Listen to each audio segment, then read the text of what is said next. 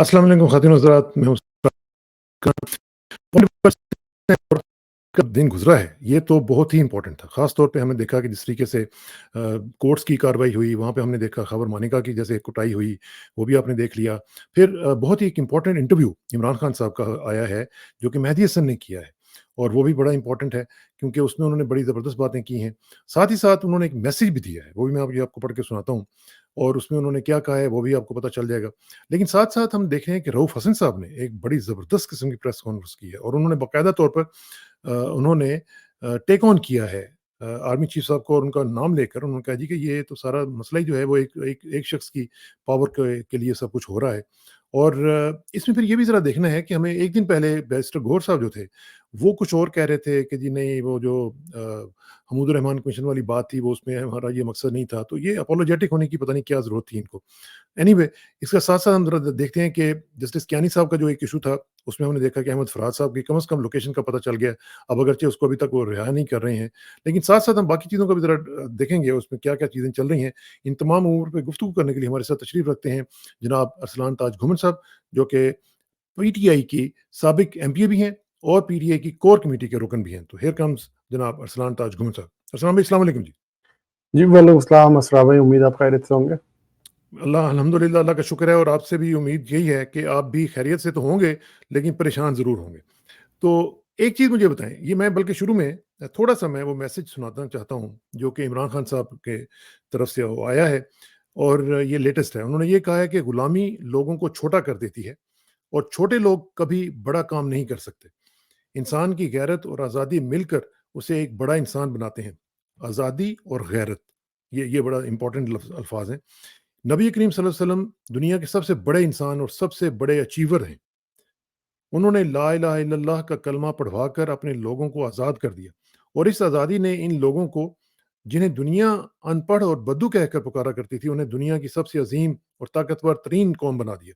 इस वक्त रिसालत में आप सल्लल्लाहु अलैहि वसल्लम की क़यादत में कायम होने वाली मदीना की रियासत और उसमें आने वाले इनकलाब को सही तरह से समझने की ज़रूरत है।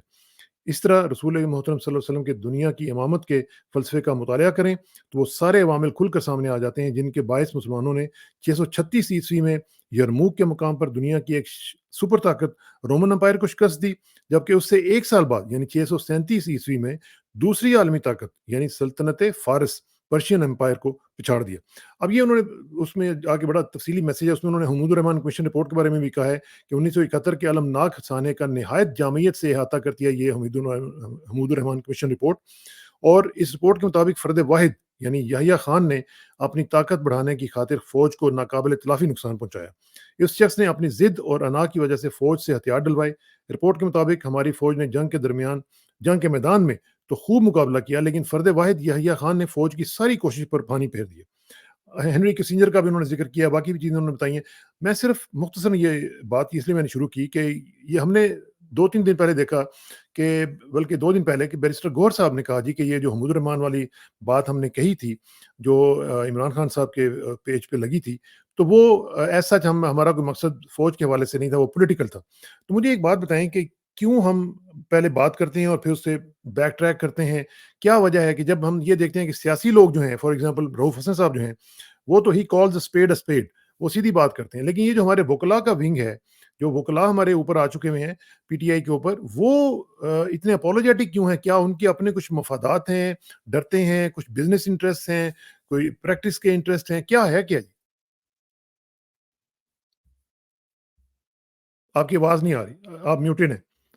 जी, सॉरी। जी, प्लीज़ देखें, ये जो कहा जा रहा है ना कि जो उन्होंने ये कहा उसको थोड़ा-सा एक्चुअली तोड़-मोड़ के भी पेश किया जा रहा है, ऐसा उन्होंने कहा नहीं है। वो पूरे उनके बयान को जो है उसमें से ज़रा काट-पीट के भी कारीगरी करने की कोशिश की गई। देखें, एक तो चीज़ वाज़ेह है कि इमरान खान साहब का अकाउंट वो खुद तो चला नहीं रहे हैं ऑब्वियसली, हाँ, वो ऑब्वियसली। इस वक़्त पाबंद सलाल है और उनकी तरफ से जो हिदायत आती हैं, वो स्ट्रिक्टली वैसे ही फ़ॉलो की जाती हैं।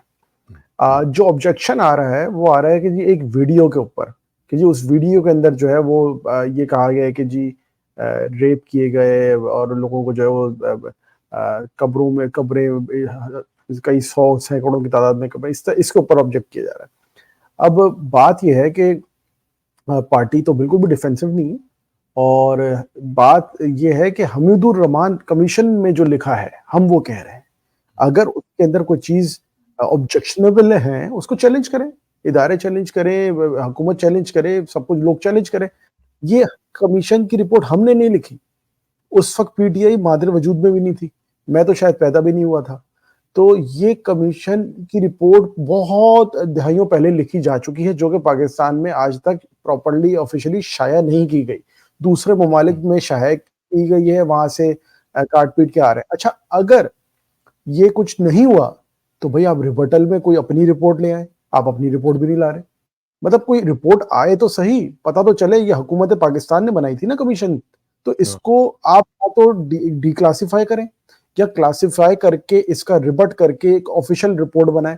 اب بھٹو کے قتل کو بھی سپریم کورٹ نے جج نے بیٹھ کے اس کو سنا نا، اور ان کو اس کو بھی اس کے اوپر بھی کر لیں، اس کے اوپر بھی بنا لیں جوڈیشلی، اس کے اوپر بھی سو موٹو ایکشن لے، اور 50 سال پرانا یہ بھی معاملہ ہے اس کو اٹھائے اور اس کو بھی بٹھا دے کہ جی ڈھاکہ ڈبیکل کیسے ہوا تھا.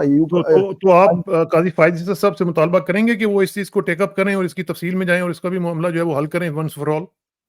دیکھیں وہ تو نہ ہی کریں تو مہربانی ہوگی، کیونکہ وہ جو کریں نہیں، آج گے کل وہ ہر بندے کو خط تو لکھ رہے ہیں. اب دیکھیں نا برٹش ان کو جو ان ہائی کا کمیشن کام ان کو ہے، بھی لکھ رہے ہیں. جو ان کا کام ہے آئین کو بحال کروانا، آئین کو پروٹیکٹ کرنا، ہیومن رائٹس کو پروٹیکٹ کرنا، وہ کر لیں، وہ بڑی بات ہے. اب یہ خطوط لکھنے کا ان کا بہت پرانا جو ہے نا شوق ہے.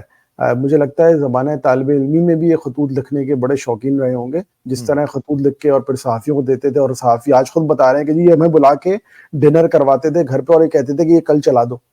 تو پہلا تو سوال قاضی فائز عیسیٰ صاحب پہ بنتا ہے کہ قاضی فائز عیسیٰ صاحب کس طرح کسی بیرون ملک کے کسی ایمبیسڈر کو، ہائی کمیشن کو، ڈپٹی ہائر کمیشن کو یہ جواب دے کیسے سکتے ہیں، خط لکھ کیسے سکتے؟ یہ تو ان کا آئینی کردار ہی نہیں ہے. رجسٹرار سپریم کورٹ کو چاہیے تھا فورن آفس کے سیکرٹری کو بلاتے، فورن آفس کے کسی افسر کو بلاتے، ان کو کہتے اگر انہوں نے کچھ کرنا تھا کہ جی آپ جواب دیں. سپریم کورٹ کی جانب سے ایک ہائی کمشنر کو کے بیان کو مطلب مجھے نہیں سمجھ میں آیا کہ ان کو کیا ضرورت پڑی. بہت بھونڈا انہوں نے کام کیا اور پوری اس میں بھی میرے دنیا خیال میں. ہے فیکچوئل مسٹیکس کافی زیادہ ہیں، کیونکہ وہ لائیو اسٹریمنگ کی انہوں نے بات کی ہے، اور لائیو اسٹریمنگ والے دن ہی آپ نے دیکھا جس دن عمران خان کی اپیئرنس تھی اس دن انہوں نے وہ روک دی تھی، تو وہ تو کلیم ان کا ٹھیک نہیں ہے. Anyway. دیکھیں وہ تو ان کی بات کو سیریس لے نہیں رہے، ہم تو بات کر رہے ہیں کنڈکٹ کی. اب وہ اس کے اندر کانٹینٹ کیا ہے کیا نہیں ہے وہ تو ہمیں پتہ ہے کہ اب انہوں نے کیا کیا، 3 پیج فضول میں ضائع کیے ہیں قلم کے بھی. اب بات یہ ان کا یہ رول نہیں ہے. سپریم کورٹ کا جج کسی بھی فورن آفس کو خط نہیں لکھتا، اس کا کام نہیں ہے یہ. ٹھیک ہے. اچھا ذرا coming back to my previous point, وہ جو بات تھی کہ یہ جو وکلاء میں یا سیاسی جو لوگ ہیں ان میں کوئی فرق ہے، جس طرح بھی ہم نے دیکھا کہ آج رؤف حسن صاحب کی جو اسٹیٹمنٹ تھی وہ کتنی کلیئر تھی. انہوں نے صاف صاف کہا کہ جی یہ جو معاملات ہیں یہ فوج کے نہیں ہیں، یہ ایک فرد واحد ہیں جو کہ یہ اپنی پاور کو بڑھانے کے لیے کوششیں کر رہے ہیں. اور خاص طور پہ جس طریقے سے ان کا جو ٹون اینڈ ٹینر تھا وہ آپ نے دیکھ لیا کہ کیا کیا وہ بات کر رہے تھے. تو کیا یہ فرق آپ کو لگ رہا ہے؟ انہوں نے کہا کہ جو چیف ہیں he is responsible and wants to prolong his power. اب یہ جو دیکھیں صورتحال ہے اس میں کوئی اسرار فرق آپ کو نظر آ رہا ہے؟ اسرار بھائی کوئی فرق نہیں ہے. دیکھیں بڑی سمپل سی بات ہے، میں نہیں چاہتا کہ ہماری اندر کی ڈرٹی لانڈری بھی میں سب کے سامنے کروں، بٹ بڑی کلیئر بات ہے میں آپ کے توسط سے سب کو بتانا چاہتا ہوں. جو شخص بھی وہ بات کرے جو عمران خان بات کر رہا ہے، اصل بات وہی ہے. عمران خان صاحب نے جب نام لے دیا عاصم منیر کا، تو پھر میں کچھ کہوں، غور صاحب کچھ کہیں، باقی کوئی کچھ بھی کہے، وہ بے معنی ہو جاتا ہے. عمران خان صاحب نے بڑا کیا ہی یہ کلیئرلی اطلاعات بات. درست ہیں؟ کیا اطلاعات درست ہیں کہ عمران خان صاحب نے چیسٹائز کیا ہے، ڈانٹا ہے بیرسٹر گوہر کو کہ آپ بات کر کے پھر گھومتے کیوں ہیں، پیچھے کیوں ہٹتے ہیں؟ کوئی اس طرح کی بات ہوئی ہے؟ رپورٹ تو ہو رہی ہے. دیکھیں رپورٹ ہو رہی ہے لیکن میری معلومات میں نہیں ہے. آئی ڈونٹ تھنک سو ایسا ہوا بھی ہوگا. اس کو تھوڑا زیادہ ایسکیلیٹ کر کے وہ ہوتی ہے، مشاورت ہو رہا کر ہوتا دیتے ہے، ہیں لوگ، کر دیتے بہت زیادہ لوگ اس کو کر رہے ہیں. لیکن بات جو آپ کا سوال ہے وہ یہ ہے کہ عمران خان صاحب بڑے ہی کلیئرلی کہہ چکے ہیں کہ یہ سب کچھ کرنے کے پیچھے جو ہے عاصم منیر صاحب ہیں. پہلے باجوہ تھے، اب عاصم منیر صاحب ہیں. اب جو کچھ ہو رہا ہے وہ انہی کے زیر انتظام ہو رہا ہے. دوسری چیز، عمران خان صاحب کی مرضی کے بغیر ان کے پیج پہ، ان کے اکاؤنٹ پہ کوئی چیز لگنا مطلب obviously وہ ویڈیو تو انہوں نے خود سے نہیں دیکھی ویڈیو میں کیا ہے کیا نہیں, بٹ وہ نہیں دیکھی ہوگی انہوں نے. پالیسی اسٹیٹمنٹ جو ہے وہ obviously وہ آفٹر ڈیو اپروولز ہوتا ہے, اور ہماری پارٹی جو ہے مطلب ذمہ دار, ہمارا سوشل میڈیا اس حوالے سے بہت زیادہ ہے اور بڑی اسکروٹنائز ہوتا ہے, انٹرنلی بھی دیکھا جاتا ہے, ایک ایک لفظ کو دیکھا جاتا ہے. تو وہ ویڈیو وغیرہ میں اگر کوئی کانٹینٹ آ رہا ہے وہ obviously ہمارا تھوڑی ویڈیو بنائی ہوئی ہے, وہ ویڈیو کہیں بنی ہے, اس کے اندر آبجیکشن جس کو بھی ہے, مجھے بھی ہو سکتا ہے, آپ کو بھی ہو سکتا ہے, لیکن جس نے وہ کمیشن میری بنائی ہے اس کو جا کے پکڑیں. ہمیں کیا بتا رہے ہیں, ہمیں کیا کہہ رہے ہیں, ہم نے تو صرف وہ ویڈیو پوسٹ ہوئی ہے. اچھا یہ ساتھ ہی ساتھ جو ان کا انٹرویو آیا ہے جو کہ مہدی حسن کو انہوں نے دیا ہے, اور ظاہر ہے کہ وہ مشکل طریقے سے ہی دیا ہوگا, ظاہر ہے وہاں پہ تو وہ جا نہیں سکتے تھے مہدی حسن صاحب نہ ان کو انٹرویو کرنے کے لیے, تو وہ ظاہر ہے کہیں نہ کہیں انہوں نے سوال بھیجے ہوں گے. بہرحال اس میں انہوں نے یہ کہا کہ میں ڈیتھ سیل میں ہوں کیونکہ اسٹیبلشمنٹ اور سیاسی رہنماؤں پر تنقید کرتا ہوں, قید تنہائی میں ہوں اور بنیادی حقوق سے محروم ہوں. اور انہوں نے یہ بھی کہا ہے کہ یہ نفسیاتی حربے استعمال کر رہے ہیں اور مجھے صرف توڑنا چاہتے ہیں, لیکن میرا اللہ پر پختہ یقین ہے اور میں مضبوط رہتا ہوں, اپنے آپ کو ذہنی طور پر تیز رکھنے کے لیے ورزش اور کتابوں کا مطالعہ کرتا ہوں. اچھا اب یہاں سے مجھے یہ لگ رہا ہے کہ جیسے عمران خان صاحب جو ہیں وہ ابھی بھی کوئی جیل سے نکلنے کے لیے بہت زیادہ وہ تڑپ نہیں رہے ہیں, وہ یہ چاہتے ہیں کہ کوئی معاملہ جو ہے جب تک ہینڈل نہ ہو, جب تک کوئی اس معاملے میں جو تیقن کے ساتھ کوئی بات سامنے نہ آئے, تو یہ جو بات لوگ کہہ رہے ہیں کہ ڈیل ہو گئی یا اس طرح کی چیزیں ہو رہی ہیں, یا پچھلے کئی دنوں سے کہہ رہے تھے کہ جی بشرا بی بی کے حوالے سے بھی, جیسے کچھ لوگ جو پریسٹیچیوٹس ہیں وہ کہہ رہے تھے جی کہ یہ بشرا بی بی کے ساتھ بڑا ان کا نرم رویہ تھا اس لیے انہوں نے وہاں پہ رکھا ہوا تھا. تو کوئی اس طرح کی چیزیں آپ کو نظر آ رہی ہیں, کوئی ڈیل یا ڈھیل؟ دیکھیں اگر آپ کو مطلب جو لوگ بھی کہتے ہیں کہ ڈیل یہ وہ, اتنا سب کچھ ہو جانے کے بعد نا کبھی بھی ڈیل ہوا نہیں کرتی, اور پاکستان کی تاریخ میں جو ابھی ہوا ہے وہ اس سے پہلے ہوا نہیں ہے. بہت سارے لوگ اسپیشلی کہتے ہیں آج ڈیل جو ہوا عدت والے کیس میں جو ہوا ہے وہ بھی سامنے رکھیں. عدت والے کیس میں جو ہوا ہے, پھر آپ دیکھیں ملک ریاض صاحب کے ساتھ کیا ہوا ہے, پھر آپ دیکھیں ایک شاعر جو ہے اس نے کہا کہ اٹھا لو تو اس کو واقعتاً اٹھا لیا. تو یہ سارے یہ جو کام ہیں یہ پہلے ہوئے نہیں ہیں.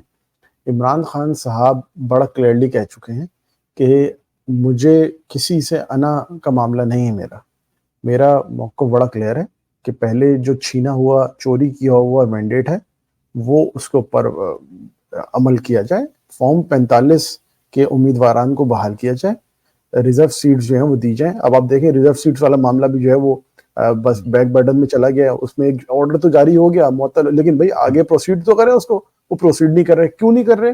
اس کی وجہ یہ ہے کہ آنے والے دنوں میں یہ شاید پھر ہماری پارٹی کے اوپر جو ہے کچھ اس طرح کی کارنامہ اور مزید جو منہ میں جوتا لینے والے صاحب جو ہیں گھومتے ہیں نا وہ کہتے پھر رہے ہیں تو وہ کریں گے.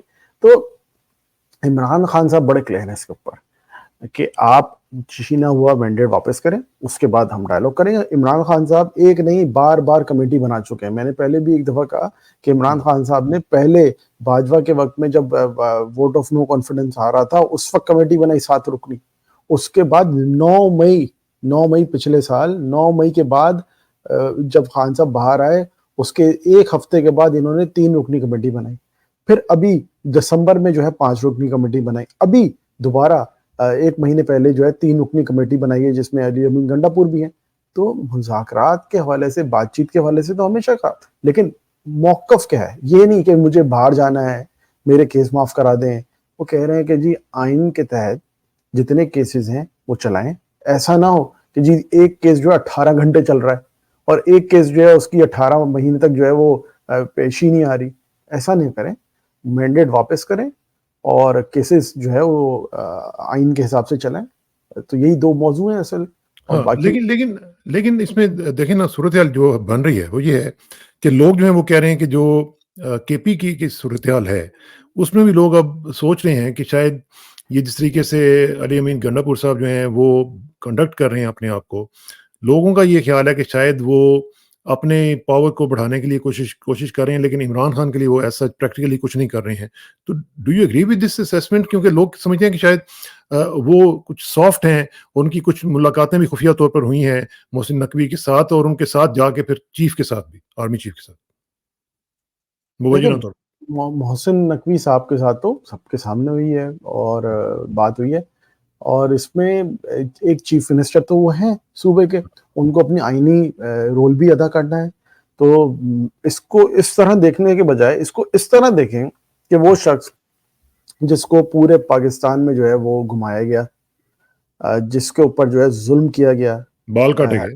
بال کاٹے گئے اس کا جو ہے وہ وزن آپ نے دیکھا کتنا کمزور ہو گیا تھا وہ، اور بلوچستان، کراچی، انٹیریئر سندھ، اندرونی پنجاب، کے مطلب کہاں کہاں انہوں نے کیسز نہیں بنایا اس کے اوپر، اور وہ آج وہی بندہ جنہوں نے اس کے اوپر کیس بنائے وہ ان کے ساتھ بیٹھا ہے. تو یہ شکست کس کی ہے؟ شکست اس کی ہے جس نے سب کچھ ڈرامہ کیا تھا، اور اس کو جو ہے وہ آج دھول چاٹنی پڑ رہی ہے کہ عوام نے مینڈیٹ دے کے اس شخص کو پہنچایا، اور وہ آج آپ کو کیا لگتا ہے بڑے آسانی سے بڑی خوشی سے انہوں نے بٹھایا ہوگا؟ بالکل نہیں. جو معاملات ہو رہے ہیں جو آج عدالت میں ہوا ہے، آپ کو اس میں لگتا ہے کہ بڑے کوئی سازگار ماحول ہے؟ بالکل نہیں. یہ مجبوری ہو گئی ہے 8 فروری کے بعد، ان کی مجبوری ہو گئی ہے. ورنہ یہ آپ کو لگتا ہے جس طرح انہوں نے پنجاب میں مینڈیٹ چھینا، یہ کے پی کے میں بھی چھین سکتے تھے، لیکن ہو نہیں پایا وہاں پر، اس طرح سے ہو نہیں پایا. یہ ساری وہاں چیزیں پہ ریزسٹنس تھی نا، وہاں پہ ریزسٹنس کافی زیادہ تھی. اور اللہ تعالیٰ کی طرف سے بھی ہے نا، یہ کتنا کچھ کر لیں گے. ایسا تو نہیں ہے کہ انہی کی بادشاہ دنیا پہ چل رہی ہے. فرعون تو نہیں ہے نا جو اپنے آپ کو خدا کہتا پھرتا رہے. تو یہ ان کی شکست ہے، میری نظر میں ان کی شکست ہے. یہ اچھا، سمجھ رہے ہیں؟ مجھے ایک چیز مجھے بتائیں کہ عدلیہ کی جو اس صورتحال ہم دیکھ رہے ہیں، ایک تو یہ ہے کہ ابھی بھی عدلیہ میں کافی جس طرح شہباز شریف صاحب نے کہا نا کہ کالی بھیڑیں ہیں. اب پتہ نہیں وہ کالی بھیڑیں کن کو کہہ رہے تھے، لیکن اصل میں تو کالی بھیڑیں اس طرح کی ہیں نا جس طرح کہ وہ یہ ارجمند وغیرہ جو جج تھے، جو آج ہم نے جو ان کا پڑھا ہے کہ جس طریقے سے انہوں نے بیہیو کیا ہے اور جس طریقے سے انہوں نے انصاف کی دھجیاں بکھیری ہیں، اور جس طریقے سے انہوں نے پھر کیس کو جو آج ڈیسائیڈ ہونا تھا، اس کو اناؤنس ہونا تھا، اس کو انہوں نے پھر واپس بھیج دیا اسلام آباد ہائی کورٹ کی طرف. تو یہ جو اس طرح کے معاملات ہیں، ان کو آپ کس طرح سے دیکھ رہے ہیں، اور کیا یہ اس سے ثابت کیا کرنے کی کوشش کر رہے ہیں؟ دیکھیں وہی ہے، دباؤ پہ لانے کی کوشش کر رہے ہیں، اور یہ شہباز شریف بھی وہی کام کر رہے ہیں جو واڈا کر رہا ہے، جو باقی لوگ کر رہے ہیں. تو ایک ہی قبیلہ ہے نا. شہباز شریف صاحب بھی کوئی نواز شریف کا قبیلہ تو نہیں ہے، مطلب پڑوسی قبیلہ ہے، لیکن اصل قبیلہ تو وہ ہے جو محسن نقوی والا ہے. وزیر اعظم اسی قبیلے کا بنا ہوا ہے نا وہ لوگ. تو یہ اس طرح کی گھٹیا حرکتیں کرنے سے آپ نے دیکھا کہ جی دوہری شہریت والا معاملہ اٹھا کے لے آئے، خط والا لے آئے، اس طرح کی دھمکیاں لگا رہے ہیں، پھر خط لکھ رہے ہیں. تو یہ تو ان کا یہی کر سکتے ہیں. ان کے پاس اب کچھ بچا نہیں ہے. یہ نہ عوام میں جا سکتے ہیں، نہ کسی کو منہ دکھا سکتے ہیں، نہ کسی محفل میں بیٹھ سکتے ہیں. ان کے منہ کالے ہو چکے ہیں، یہ منہ دکھانے کے لائق نہیں بچے ہیں. یہ اب زیادہ سے زیادہ گالم گلوچ کر، آج دیکھیں نا عدالت میں گالم گلوچ کی نا انہوں نے، گالم گلوچ کی. تو یہ یہی کر سکتے ہیں. اب عدالت میں کالی بھیڑ کون ہے بھائی؟ آپ اپنے کسی قاضی کو تو نہیں کہہ رہے، لوگ تو ان کو کہہ رہے ہیں. عوام سے پوچھ لیتے ہیں کون کالی بھیڑ ہے. عوام تو کہہ رہے ہیں کہ جی ایک جج بیٹھا ہوا ہے جو اپنے ساتھی ججوں کے جو ہے وہ ان کو سپورٹ نہیں کر رہا، ان کو پروٹیکٹ نہیں کر رہا، آئین کو پروٹیکٹ نہیں کر رہا، وہ تو قاضی ہے. تو پھر اگر آپ قاضی کو کہہ رہے ہیں تو اس کو ہٹا دیں، اس کے خلاف چلے جائیں سپریم جوڈیشل کونسل میں. اگر ججز ہیں تو ججز آپ کے ہیں نا ڈپارٹمنٹ کے، آپ چلے ہیں سپریم جوڈیشل کونسل میں کیوں نہیں جا رہے؟ وزیر اعظم کس کا نام کیا آپ؟ یہ فضول قسم کی حرکتیں. تو یہ عدت کیس کے اندر یہ آپ سمجھتے ہیں یہ ڈرامہ تھا، یہ سارا پہلے سے پری ڈیسائیڈڈ تھا؟ یہ پری ڈیسائیڈڈ تھا. انہوں نے جان بوجھ کے اشتعال دلانے کی کوشش کی ہے. ان کا آج پلان کچھ اور تھا.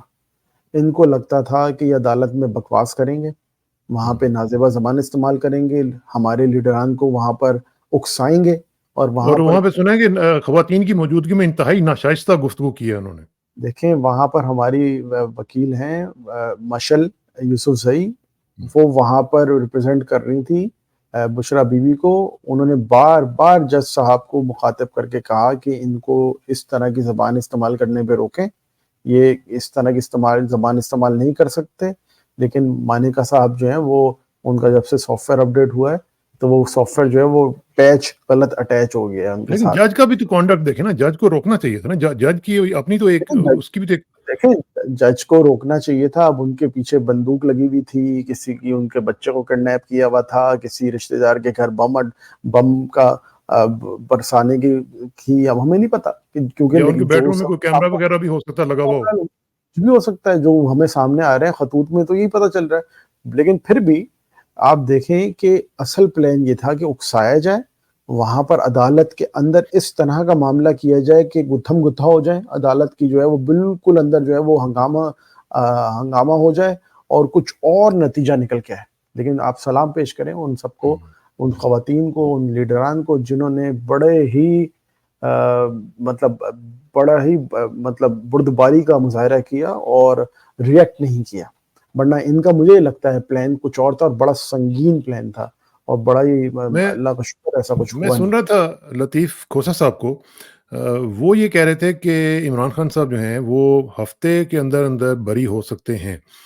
تو یہ جو اس سے صورتحال لگی ہے، اس میں تو مجھے لگتا نہیں ہے کہ جو یہ ڈیلیئنگ ٹیکٹکس استعمال کر رہے ہیں، عدت کا والا معاملہ بھی دیکھ لیں، پھر سائفر کا والا جو معاملہ ہے اس کو پتہ نہیں اب کسی اور اس میں بھی کوئی نہ کوئی ڈرامہ نظر آئے گا.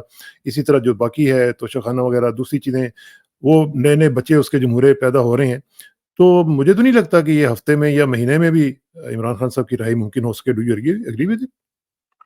دیکھیں ہماری خواہش تو یہی ہے، ہم تو یہی چاہتے ہیں کہ آئین کے حساب سے، قانون کے حساب سے ہو، جو پروسیڈنگ عدالت کی چلتی ہیں وہ اس کے اعتبار سے. لیکن مجھے ان کی نیت پہ بھرپور شک ہے. مجھے عدالت کا جو نظام چل رہا ہے، مجھے اس سے امید ہے کہ جب بڑے بڑے جج صاحبان کھڑے ہو گئے ہیں تو باقیوں کو بھی ہمت پکڑنی چاہیے اور سب مل کے اگر اس فاشسٹ نظام کے خلاف نہیں کھڑے ہوں گے تو یہ پھر یہ جو زہر پھیل چکا ہے اس پورے نظام کے اندر، یہ اور مزید اس کو جو ہے یہ پھیلتا ہوا سب کو جو ہے لے جائے گا.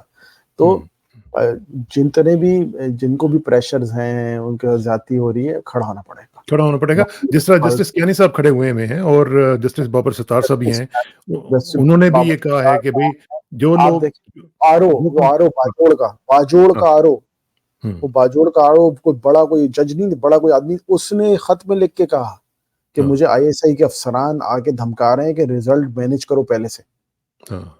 لیکن اس نے خط لکھ دیا. تو لوگوں کو کھڑا ہونا لوگ پڑے ہیں. گا اور ہو رہے ہیں. ایسا نہیں ہے نہیں ہو رہے ہیں. لیکن یہ جو جسٹس کیانی صاحب والا جو آج کیس تھا لگا ہوا تھا، انہوں نے پڑھا اس کے حوالے سے کہ احمد فرحات جو ہیں وہ تو نہیں انہوں نے پروڈیوس کیے، لیکن کہا جی کہ ان کی لوکیشن کا پتہ چل گیا، پولیس کے حوالے کر دیے. اور ابھی بھی میں جب تک دیکھ رہا تھا ان کو حوالے نہیں کیا گیا، ان کے اوپر کوئی اور مزید کیسز ڈال دیے گئے ہیں. تو یہ کس کی پسپائی تھی؟ کیا جسٹس کیانی صاحب نے کمپرومائز کیا ہے یا جو ہمارے اسٹیبلشمنٹ کے لوگ ہیں انہوں نے وہ پیچھے ہٹے ہیں؟ پیش تو نہیں ہوئے وہ، لیکن کم از کم احمد فرحات کی لوکیشن کا بتا دیا کہ جب پولیس کے حوالے کر دیا. پولیس کے حوالے کیا کس نے، یہ تو بتائیں. مطلب کوئی اسرائیلی آیا ہے دینے، کوئی یہاں پہ کوئی رفح کا بارڈر تو نہیں ہے نا کہ اسرائیل وہاں سے بھیج رہا اپنے بندے تو یہاں سے جا رہے ہیں. کس نے کیا ہے؟ مطلب کوئی ہوگا نا کس کے حوالے. یہاں تو ایسا تو نہیں ہے کہ جی کہیں روڈ پر پڑے ہوئے مل گئے، جیسے یہ کہتے ہیں اکثر. اتنے گھٹیا بغیرت ترین لوگ ہیں یہ جو قبیلہ ہے خسروں کا، اتنے گھٹیا کہتے ہیں جی وہ خود سے کہیں گھومنے چلے گئے تھے، وہ خود سے غائب ہو گئے تھے. وہ ان کا دل جو ہے وہ بڑا عجیب سا ہو رہا تھا. وہ شمالی علاقہ جات میں، تمہارے گھر والے کیوں نہیں جاتے شمالی علاقہ جات مردودوں؟ مجھے تو سمجھ نہیں آتی کس طرح کے گھٹیا مطلب قسم کے لوگ ہیں یہ. مجھے تو بڑا غصہ آتا ہے ان کی اس طرح کی گھٹیا باتوں پہ کہ کچھ تو خیال کریں.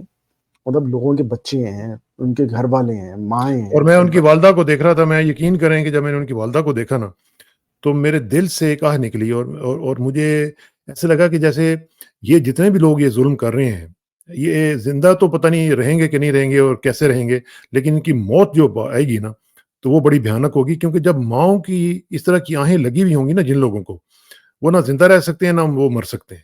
یہ عجیب سی بات ہوگی کیونکہ ماں جو ہے اس کی تو آہ جو ہے وہ سیدھی ڈائریکٹ اللہ کے پاس جاتی ہے اور وداؤٹ اینی ہنڈرنس جاتی.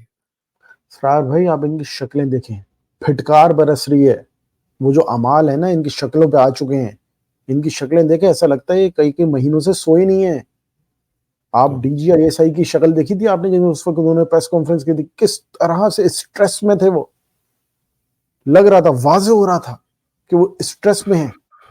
تو یہ ان کو سوچنا چاہیے. اب بھی وقت ہے کہ اب جو ہے سنبھل جائیں. اور اگر میرا ان خیال کو ہے کہ یہ جو اب انہوں نے کام کیا ہے نا یہ ملک ریاض والا، یہ مجھے لگتا ہے کہ یہ ان کو ہانٹ کرے گا. کیونکہ ملک ریاض کے پاس تو دنیا جہان کی ہر چیز موجود ہے نا. وہ تو انسائیڈر ہے نا، اس کو تو ہر چیز کا پتہ ہے کہ یہ کیا کیا کرتے رہے ہیں اور کیا کیا چیزیں اس کے پاس ہوں گی. یہ اس کے آفس میں انہوں نے جو بھی حملہ وغیرہ کیا ہے میرا خیال ہے کہ وہ ساری چیزیں اپنی جو ہیں وہ باہر لے گئے جا چکے ہوں گے, ان کے پاس ریکارڈ وغیرہ وہیں پہ باہر ہوگا, پاکستان میں نہیں رکھا ہوگا انہوں نے. دیکھیں یہ انہوں نے کوئی ریکارڈ حاصل نہیں کرنا ہے, انہوں نے صرف ہراساں کرنا ہے. یہ ہراساں کرنے کی ہوتی ہے ترکیب کہ جی ہم آپ کے جو ہے وہ لے جائیں گے, یہ کر لیں گے, وہ کر لیں گے, اس طرح انہوں نے کرتے ہیں. بٹ بات یہ ہے, میں تو اس کو دوسرے پہلو سے دیکھ رہا ہوں کہ عمران خان نے قوم میں جو حقیقی آزادی کا انجیکشن لگایا ہے اس میں ملک ریاض بھی انقلابی ہو گئے ہیں.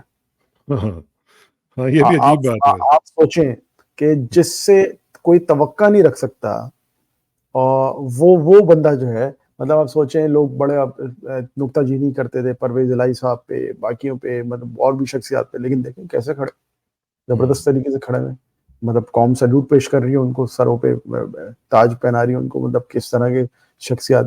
اور یہی ہوتا ہے کہ تاریخ میں انہی لوگوں کے نام لکھے جائیں گے, باقی جتنے ہیں ان کو تاریخ جو ہے وہ تاریخ میں صفحات پہ ان کو لعنت ان پہ برسری ہوگی. اور یہ اس طرح کے جو ہے اس طرح کے لوگ جو ہیں وہ یاد رکھیں. ملک ریاض صاحب نے, میں کوئی ان کا مداح نہیں, میں پرسنلی مجھے نہیں, میری کوئی واقفیت وغیرہ کچھ بھی نہیں, بٹ ملک ریاض صاحب نے سٹینڈ لیا ہے. اور ملک ریاض صاحب کوئی عام آدمی ہے نہیں. ملک ریاض صاحب ان آؤٹس ہر کسی کے کئی دہائیوں سے جانتے ہوئے آ رہے ہیں. تو اور زرداری صاحب کے تو بڑے خاص الخاص رہے ہیں. اور مجھے لگتا ہے کہ ملک ریاض صاحب کو جو ہے نا ایک چیز کا اندازہ ہو گیا, وہ یہ کہ عمران خان کی حکومت میں سے پہلے آپ دیکھیں کہ کس طرح سے کمیشن کا بازار گرم, یہ وہ باقی چیزیں ہوتی رہی, لیکن عمران خان کے دور میں ریئل اسٹیٹ بزنس جو ہے وہ بوم ہوا, لوگوں نے. تو ہو سکتا ہے ان کے ذہن میں یہ بھی ہو کہ یار دیکھیں یہ ایک آدمی اچھا کر رہا تھا, اور ان کو دیکھیں ان کا زیادتی بھی ہو رہی ہوگی نا, جو کچھ سامنے نظر آ رہا ہے وہ کہہ رہے ہیں, بتا رہے ہیں, تو وہ کھڑے ہو گئے. ابھی آنے والے دنوں میں آپ دیکھیں کہ پہلے آپ دیکھیں نا کہ ججز کھڑے ہو گئے, صحافی کھڑے ہو گئے, اب کاروباری شخصیات کھڑے ہو رہے ہیں. میں ویٹ کر رہا ہوں کہ اس ملک کے عالم دین کب کھڑے ہوں گے. میں اس دن کا انتظار ہے, اور بڑے سارے لوگ جو ہیں وہ کہتے ہیں میں کوئی بیوقوف ہوں کہ مجھے اس دن کا انتظار ہے, مجھے نہیں کرنا چاہیے بٹ مجھے انتظار ہے. مولانا فضل الرحمان بھی تو کھڑے ہو گئے ہیں. دیکھیں وہ تو سیاست دان ہے نا, میں تو ان کو علم دین میں نہیں, تو میں تو نہیں کرتا, لیکن وہ سیاسی شخصیت ہے. لیکن جو باقی طور پہ کچھ ہوئے ہیں, لیکن ان کے ساتھ بھی بڑا ظلم و ستم ہوا ہے جو ہوئے ہیں. ایک مولانا طارق جمیل صاحب نے بڑا زبردست بیان دیا, اور بڑا ٹوک انداز میں انہوں نے بیان دیا, لیکن باقیوں کو بھی اس میں آنا چاہیے. اور اس کو چھوڑنے کے عمران خان کے سامنے یا خلاف پاکستان کی بات کریں, یہ جو عدت والا معاملہ ہے نا, اس کے اوپر تو سعودی عرب سے, مصر سے, اماراتی ممالک سے جو ہے وہ وہاں سے علماء اکرام نے بیانات جاری کیے ہیں. لیکن افسوس یہ ہے کہ تو بہت ہی گھٹیا قسم کا, جس نے بھی سوچا ہے نا, میرا خیال ہے کہ اس کے اندر کوئی شرم نام کی یا غیرت نام کی یا حمیت نام کی کوئی چیز نہیں تھی جس نے بھی یہ سوچا ہے. لیکن جو میں بڑے اس میں محتاط میں آپ کے لوگ فیملی بھی لوگ دیکھتے ہیں, جو ادلا بدلی والے جن کو عادتیں ہیں نا, ان سے حمیت اور غیرت کی بات نہیں کر سکتے, آپ سمجھ گئے ہوں. تو بس تو پھر اللہ تعالیٰ رحم کرے, اللہ تعالیٰ ہمیں بچائے اس طرح کے لوگوں سے. اور یقین کریں کہ گھن آتی ہے جب میں اس طرح کی چیزیں سوچتا ہوں کہ اللہ تعالیٰ معاف کرے ہمیں, اور شاید یہ ہمارے گناہوں کی سزا بھی ہے کہ ہم جس لیول پہ پہنچ چکے ہیں تو ہمارے ساتھ یہ ہونا ہی تھا. لیکن بہرحال اس کو سلسلہ گفتگو کو آگے بڑھائیں گے نیکسٹ ٹائم انشاءاللہ. بہت بہت شکریہ ارسلان بھائی, آپ سے جلدی ملاقات ہوگی انشاءاللہ. Thank you very much. السلام علیکم.